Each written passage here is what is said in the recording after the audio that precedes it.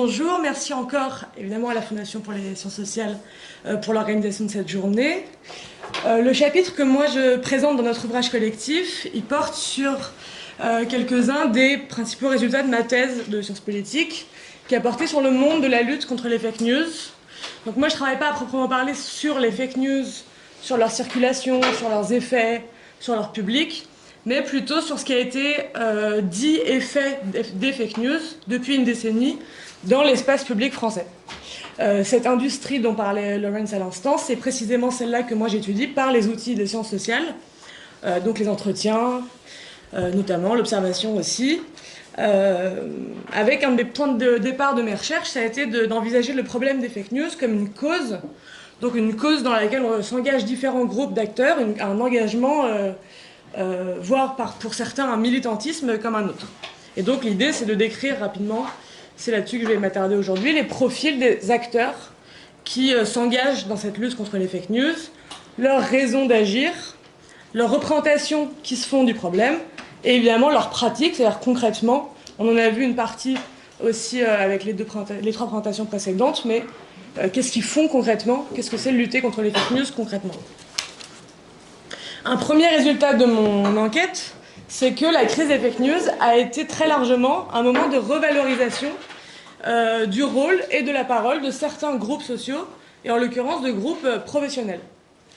Donc chaque société a désigné des groupes sociaux comme étant habilités à dire le vrai sur le monde social. C'est ceux que j'ai appelés des professionnels de la vérité dans ma thèse, mais en fait il y a plein d'autres expressions pour les désigner, et les plus courantes sont les autorités traditionnelles, on dit ça, souvent pour parler du fait que précisément ils sont en ce moment menacés. Schématiquement, les premiers professionnels de la vérité auxquels on pense, ce sont les journalistes, mais aussi les enseignants, et plus largement les éducateurs, les scientifiques, les acteurs académiques, les institutions publiques, etc. Donc c'est des groupes dont on tient les discours comme vrais par défaut. Dans d'autres contextes, ça a été très longtemps, par exemple, les autorités religieuses qui ont tenu ce rôle-là. Et pour nous, ce sont des groupes professionnels qui se sont dotés de procédures. Donc exactement comme la Pitié de Delphes avait probablement sa procédure, nos journalistes, dans nos sociétés contemporaines, ont leurs procédures qui sont le contradictoire, la relation aux sources, la déontologie, etc. Exactement comme les sociologues qu'on essaye d'être ont l'administration de la preuve, la réflexivité, le fait de mobiliser des matériaux, etc. Et donc évidemment, le jour où vous allez voir la Pitié de Delphes et où elle change de procédure, en fait, probablement que vous ne tenez plus son discours pour vrai, exactement comme quand les journalistes et les sociologues ne mobilisent plus leur procédure, vous avez de moins bonnes raisons de placer votre confiance dans ces professionnels de la vérité. Et donc du coup, cette crise des fake news a été cadrée très largement comme une crise de l'expertise, c'est-à-dire une crise de l'autorité, et le discours qui a été très associé à l'idée de fake news, c'est l'idée que les gens ne savent plus qui croire, que toutes les paroles se valent sur Internet, et que donc les gens seraient un peu perdus dans un océan de l'information. Et donc, il serait donc logique que soient ces experts, ces professionnels, qui soient appelés au combat pour répondre au problème des fake news. Ces professionnels de la vérité sont donc ceux qui ont été mis en cause et menacés par la crise des fake news, puisque ce sont ceux dont la légitimité a été ébranlée, et donc dans la manière dont ils s'engagent contre ce problème, ces dispositifs ont aussi pour fonction de rétablir leur légitimité menacée. Précisément cette industrie dont parlait Laurence. Ces professionnels sont d'abord les journalistes, je pense que c'est le groupe auquel on pense le plus spontanément, en tant qu'ils démontrent une attention, voire une obsession pour la publicisation des sources, et qui revendiquent des principes de déontologie. Deux ensembles de pratiques principales sont possibles pour des journalistes qui veulent lutter contre les fake news.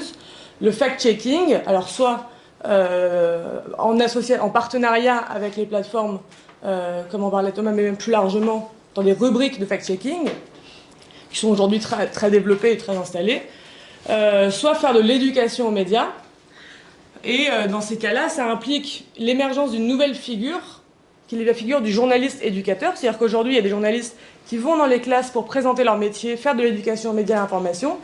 Et pour cette profession, c'est quand même une reconfiguration importante, puisque ça implique d'acquérir des compétences professionnelles qui jusqu'à présent n'étaient pas du tout des compétences de journaliste, c'est-à-dire développer un projet pédagogique, apprendre à garder l'attention d'un groupe d'enfants ou d'adolescents sur la longue durée, interagir avec un groupe de classe, etc. Des nouvelles compétences qui sont pour l'instant pas des compétences journalistiques. Et donc c'est sur cette pratique de l'éducation aux médias que les journalistes vont croiser un deuxième ensemble de professionnels de la vérité que sont les enseignants. Alors là je vais très vite, mais l'éducation aux médias dans l'éducation nationale a pris plein de formes différentes, mais qui peuvent aller jusqu'à plusieurs heures d'éducation aux médias par semaine, donc comme une option. Donc c'est quand même si c'est pas une discipline comme le français et les maths, c'est quand même un dispositif qui s'est pas mal développé, bon, de manière très hétérogène sur le territoire français. Et là aussi, pour les enseignants, c'est une occasion de se réaffirmer comme une autorité qui protège et qui oriente les élèves, avec cette idée que, classiquement, on décrit la socialisation d'un enfant comme étant pris dans une relation à deux termes, qui est parfois très complémentaire et parfois très conflictuelle entre, d'un côté, les parents, enfin la famille et spécifiquement les parents, et de l'autre côté, l'école, avec l'idée, historiquement, l'école de la République protège les enfants en les extrayant de leurs influences familiales. Aujourd'hui, on ne peut pas nier que cette relation est devenue une relation à trois termes, et que aux parents et à l'école s'ajoutent les médias, ou en tout cas l'exposition aux réseaux sociaux. Et donc dans cette triangulaire autour de la socialisation des enfants, les enseignants vont essayer de se présenter comme une autorité qui protège des réseaux sociaux en tant qu'océan de la désinformation, mais aussi, et ça c'était plus étonnant dans mes résultats, comme une protection vis-à-vis des parents qui peuvent être des sources de déviance informationnelle, c'est-à-dire l'école protège les enfants dont les parents sont, par exemple, complotistes ou engagés dans des déviances informationnelles. Et donc là aussi, on retrouve cette réaffirmation de leur rôle. Et enfin, le troisième ensemble de professionnels de la vérité, ce sont les acteurs, disons, académiques ou scientifiques. Et là, la forme la plus paradigmatique d'intervention, c'est la production d'expertise, donc soit la commission, soit la production d'un rapport, d'un comité d'experts, etc. Et il y a eu plus d'une douzaine de rapports d'expertise sur la question des fake news en 1 an et demi, 2 ans, donc ça a été une production assez intense. Et avec là l'idée que plus les experts disent que les fake news est un problème grave dans l'espace public, plus les publics prendront conscience du problème, donc accentueront leur vigilance individuelle, et donc le problème pourra s'atténuer. C'était ça la logique de cette répétition de discours à propos des fake news. Et donc, voilà comment j'en arrive à l'idée que l'épisode fake news est une occasion d'une réaffirmation de ces autorités, de ces professionnels habilités à dire le vrai. C'est pas un résultat qui est forcément bouleversant, mais je vous laisse juge, mais en tout cas je le trouve intéressant parce qu'il est paradoxal, parce que de l'autre côté on a un débat public sur les fake news qui a eu une caractéristique très forte dès le début, donc il y a 10 ans, c'était le moment où on commençait à utiliser le mot de fake news. Sa caractéristique, ça a été une injonction à ce que chacun et chacune développe des gestes individuels pour lutter contre les fake news, et que finalement la solution se trouvait dans nos pratiques individuelles. L'expression redondante qui a incarné ça, c'est « il faut qu'on pratique de l'hygiène mentale ». Ça a été très systématique, l'expression d'hygiène, et elle est très parlante, puisque précisément l'hygiène, ce sont des pratiques individuelles, ce sont des bonnes pratiques personnelles que vous pratiquez chez vous tout seul, et qui permettent d'abord de vous protéger, vous, de ces bactéries que seraient les fake news, et ensuite, dans un second temps, si tout le monde a une bonne hygiène, ça peut permettre de se protéger collectivement de ce virus de l'information. Virus ou bactérie, je suis pas... C'est pas ça mon domaine d'expertise, donc j'en sais rien. Et donc, finalement, ce qu'a fait ce débat public sur les fake news, c'est d'abord de construire une sorte de figure idéale, l'acteur informationnel idéal, celui qui adopte des comportements responsables en ligne, qui vérifie toutes les informations qu'il rencontre, qui va systématiquement à la source, qui rédige des community notes, donc qui ensuite qui partage son fact-checking aux autres, qui signale les anomalies sur les plateformes, qui les signale aux autres ou qui utilise les boutons de signalement. Voilà l'idéal construit par ce débat public de lutte contre les fake news. Ce que j'ai été faire dans une dernière partie de mon enquête, c'est donc d'aller voir les acteurs qui incarnent cet idéal, qui sont ceux qu'on appelle classiquement les debunkers, c'est-à-dire qui pratiquent le debunking en ligne, et que moi j'ai appelé les amateurs de la vérité, puisque précisément ce ne sont pas les professionnels que j'ai présentés jusqu'à présent, ce ne sont pas des journalistes ou des scientifiques, on utilise ce terme très générique d'internautes qui ne veut un peu rien dire, mais ce sont des citoyens, des bénévoles qui, souvent dans des proportions très impressionnantes, passent 8 heures, 10 heures, 15 heures par semaine à vérifier de l'information, à rédiger des community notes, à signaler, etc. Et donc c'était ce mystère-là qui m'a animée pour aller voir pourquoi on s'engage dans cette lutte-là plutôt que pas, ou plutôt que dans autre chose, pourquoi cet engagement si fort et si spécifique. Je vais rapidement, mais ces personnes qui adoptent en ligne ce comportement idéal face aux fake news sont des personnes avec des propriétés sociales très spécifiques. Ce sont des personnes avec une très forte disponibilité biographique, c'est-à-dire d'une manière un peu prétentieuse de dire qu'ils ont beaucoup de temps.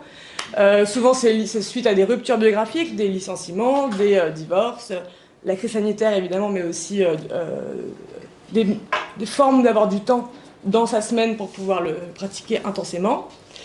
Ce sont aussi des personnes qui sont très souvent ancrées dans un militantisme rationaliste et donc qui ont une sorte qui ont une conception très idéale des faits, de la rationalité, de ce qu'on peut faire pour sauver le débat public, etc. Et alors sociologiquement, ils sont répartis à peu près. Il y a à la fois tous les types de positions sociales, mais en revanche, ils s'organisent tous autour d'un axe qui est c'est toujours des professions techniques ou scientifiques. Donc, c'est-à-dire qu'ils peuvent être. Il y a beaucoup de développeurs informatiques, beaucoup de techniciens, beaucoup de soudeurs, mais aussi beaucoup d'ingénieurs dans le génie civil, d'enseignants en physique, etc. Mais c'est des groupes très masculins et très scientifiques, et avec une valorisation de l'esprit scientifique, de la curiosité absolue, etc. Et donc, c'est des profils qui sont... Alors, c'est aussi, la pratique du debunking, c'est aussi une pratique très cumulative, donc très souvent, quand on est dans un réseau de debunking, on est dans plusieurs réseaux. Quand on est dans plusieurs réseaux de debunking, on va aussi s'occuper des community notes pour ceux qui sont restés sur Twitter/X. C'est aussi très souvent ces profils-là qui sont les personnes qui vont rédiger et animer les pages et les discussions Wikipédia.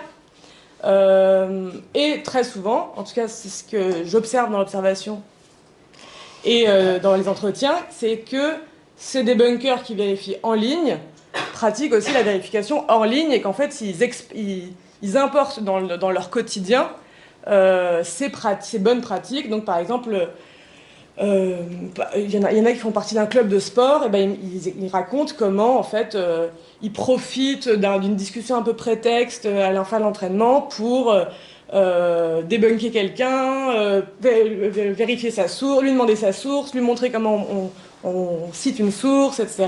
Et donc ainsi essayer de convertir, c'est eux qui emploient souvent un terme très religieux, de convertir d'autres à la vérification systématique. Pourquoi est-ce que je conclus? J'ai pas l'heure, donc je pourrais parler. Ok. Donc cet idéal de rationalité individuelle, cet idéal qui a été construit par le débat public sur les fake news, mon idée n'est pas tant d'être pour ou contre, mais par contre de dire que la réalité sociologique qui est supposée correspondre à cet idéal est trop exigeante. Et que donc il faut attendre que l'ensemble des internautes développent ces mêmes réflexes que ces personnes qui sont très disponibles, très socialisées à l'esprit scientifique, complètement immergées dans un univers culturel qui valorise cette vérification, alors cet idéal individuel ne peut pas être la solution, et que donc, parce que ces conditions de possibilité d'extension sont trop coûteuses, ou trop rares. Donc du coup, il y a ces deux résultats un peu paradoxaux, un peu contradictoires, qui sont d'un côté une valorisation des professionnels, donc laissez faire les professionnels, c'est à eux qu'il faut faire confiance, et de l'autre côté, pas du tout, faites vous-même, devenez votre propre débunker, etc.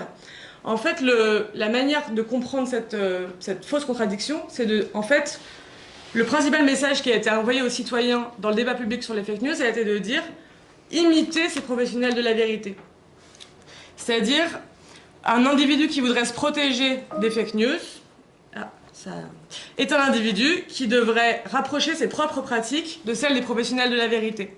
Être son propre journaliste, être son propre enseignant, être son propre expert. Et d'ailleurs, pour les débunkers, il y a une partie des débunkers qui sont très liés à des milieux de la libre pensée, voire des militants anarchistes. Et une expression qu'ils emploient parfois, c'est ni Dieu, ni maître, ni journaliste, c'est-à-dire un idéal d'autonomie tel que même la vérification doit être faite soi-même. Et quand je disais tout à l'heure, par exemple, est-ce que je vais aller tous les soirs à 20h vérifier que la pizzeria elle ferme bien à 20h, ça peut être ce niveau-là d'autonomie, c'est-à-dire en fait finalement c'est reconduire une forme de défiance, de dire je suis mon propre enquêteur en tout lieu et en tout temps.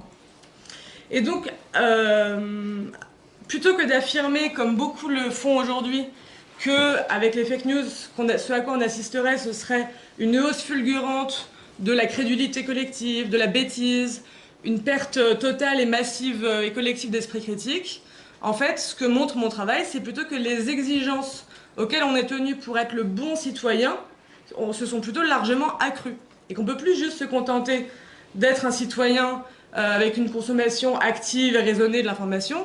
Il faut en plus maintenant développer une hygiène mentale, avoir une sorte de vigilance permanente, vérifier toutes ces informations, signaler les anomalies que sont les fake news en ligne, etc. Et donc, bref, fournir cet effort personnel constant pour approcher ses propres pratiques de la forme idéale que sont celles des professionnels. En l'occurrence, je pense que cette logique de responsabilisation des publics, quand elle n'est pas possible dans les faits, comme elle n'est pas rendue possible sociologiquement, elle peut créer du coup des logiques de culpabilisation des publics, c'est-à-dire, en fait, tout le monde n'a pas 15 heures par semaine à vérifier, et donc du coup, si on est chargé de s'auto-protéger des fake news, mais qu'on n'en a pas les moyens sociologiques, on est bloqué dans un truc où on devient responsable de sa propre désinformation. Donc dans ce cas-là, il reste la solution de faire confiance aux professionnels de la vérité. Et en tout cas, ce que les sciences sociales permettent de dire, c'est que tout ce qui reste comme conseil possible, c'est de savoir au nom de quoi est-ce qu'on place notre confiance dans les professionnels de vérité, au nom de quelle procédure est-ce qu'on est-ce qu'on leur demande de déléguer, est-ce qu'on leur délègue finalement ce travail de vérification qu'on ne peut pas mener chacun et chacune toute la journée, tout le temps. Voilà, je vous remercie pour votre attention. Et je vais maintenant retourner